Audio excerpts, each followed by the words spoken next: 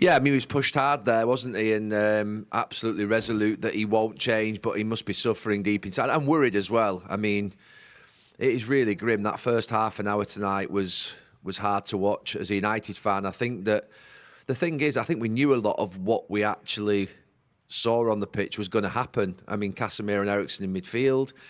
Jamie Carragher had done a piece in the studio about Mazraoui and Dalot playing wing backs and being more defensive, and that wouldn't lead to goals, which is exactly what happened.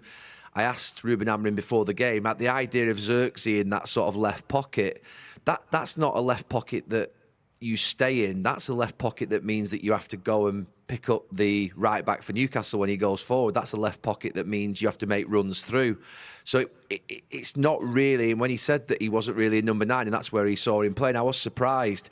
I didn't see any balance in the team selection. So I think that whilst I was a little nervous about Manchester United doing well in this game tonight, before I saw the team sheet, once I saw the team sheet, I was pretty sure that it would be a struggle. And I think a lot of what we saw, we expected. It was a grim night. Do you think Eriksen and Casemiro can start together in midfield again, Gary? No. I mean, look, they may have to if there's lots of injuries. But look, we've all been there. We've all been there as football players where you get into your 30s and the last thing you want in your 30s is another player alongside you in your 30s. If I was right back playing for Manchester United at the age of 33, I didn't want a 33-year-old right-sided winger in front of me. I wanted someone who was massively energetic, youthful, quick, to compensate for the things that I don't have anymore. And the last thing that Eriksen wants to see alongside him is someone that's basically got a lack of energy. He wants to see someone who can compensate for the things that he doesn't have, and vice versa with Casemiro. It's not that they're not being great players. It's not that they still can't function in a team in some way. There are players that play for other clubs at the very top who haven't got legs, but they've got people around them who can basically cover for the fact they haven't got legs. They can't play them both together as a two in midfield with those massive gaps that exist. And Old Trafford always feels very big to cover the ground anyway. Gary, we've been very critical of Manchester United in probably the last 18 months under Erik ten Hag and how open they were and conceding sort of 20, 30 shots a game. Are Manchester United actually worse right now under Ruben Amorim with the 3-4-3 system? I mean, there's no doubt it's deteriorated performances and results in this last few weeks. They're finding it very difficult, some of the players, with the system. They're finding it very difficult with the confidence. And the concern is that they're getting dragged into a fight down there near the bottom. But they are at this moment in time. You keep thinking they're going to hit a low point. I mean, I sent through that team this morning of Ole Gunnar Solskjaer's last game in charge. And you think that, they're playing against Watford a few years ago, and you're thinking that Manchester United team, to be fair, is not good enough. We all accepted at the time it wasn't good enough. But that was David De Gea in net, who's a better goalkeeper than the one that Manchester United have currently got. It was Lindelof, Maguire, Wan-Bissaka and Shaw, which is a better defensive line than the one that Manchester United have currently got. It was Matic and McTominay in midfield, which is not brilliant, but it's better than Casemiro and Eriksen. And it was Sancho, Rashford, Bruno and Ronaldo up front, which is a better forward line than the one that's currently there. So that's the concerning thing. When you feel that you've got to a point whereby the team can't get any worse, and then you get further investment into the sort of the tune of 450, 500 million, and you see that this current team that's played today and at Wolves, I think that they've got a lot to do, and that is being very, very kind, because I don't think this group of players that are playing at this moment in time are of the quality that the ones that Ten Hag has had, Ole's had, Jose Mourinho's had, or Louis van Gaal. They weren't good enough for Manchester United in those periods, but they were better teams and better squads than the one that currently is in this club. Well, Gary, the criticism of Manchester United from yourself, as you know Manchester United better than any of us, was that those managers did not have people above them, a sporting director, a structure in the club. We've now had that at Manchester United probably the last 12 months, and it's actually gone worse. I mean, how do you explain that?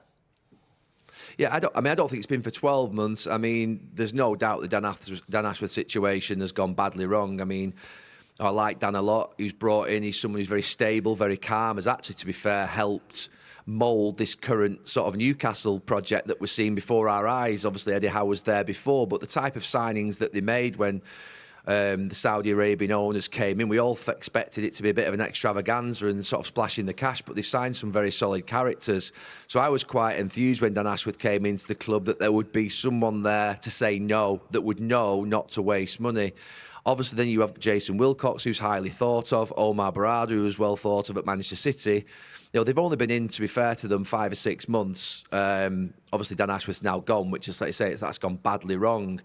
But it's only been 5 or 6 months, and it's obviously, I mean, they'll be thinking it's going backwards to go forwards. They're obviously making huge changes on the pitch, they're making huge changes in the football department, they're making huge changes off the pitch as well. And there is some real pain and there are some real unpopular decisions that are being made, some of which I don't agree with myself at all. But the reality of it is decisions are being made. I mean, for about 8 years, there was nothing happening. There was one guy there at the top that was, to be fair, being sort of supported by the Glazer family, and he just continued to make the same mistake after mistake. At least there are things happening, whether you agree with them or not. But there are... I mean, it's concerning. It can be nothing other than concerning at what's happening at this moment in time, because what's happening on the pitch is really desperate. I mean, that first half an hour tonight, I mean, I know there's been some bad moments in the last 10 years, but that was pretty low. But Gary, given what happened to Dan Ashworth, who you just referenced, who we thought was going to be there for a long time, and then this sort of snap decision seemed to come out of nowhere, and suddenly he was gone. Is there any doubt in your mind that if it did get worse here for Ruben Amorim, and, you know, he's talking about it himself, they're in a relegation battle, you know, in his words, if it did get worse, do you think they would stick with him whatever happened this season? I mean, whatever happened, I mean, probably not. But, I mean, they're going to support him, aren't they? I mean, their mindset is such now that they're going to dig in, support the manager, get him through maybe a transfer window in January. I'm not sure there's that much money to spend in January because they're on the edge of FFP. But then obviously get to the summer and there's going to have to be a huge overhaul again. And like you say, I mean, look, I'll throw it back to yourselves. I mean, Carol, where did you have Manchester United? I had them in the top 4, obviously, at the start of the season. We're going to get to that in about 10 minutes. Gary, can I just ask you, you know, talk about a January window. If there was a little bit of money they could find, where would you be spending it right now? What is going to help this team in the short term? Definitely the positions that, I mean, look, you could say centre forward, let's get a world-class centre forward, let's get Isak in, but that's never going to happen.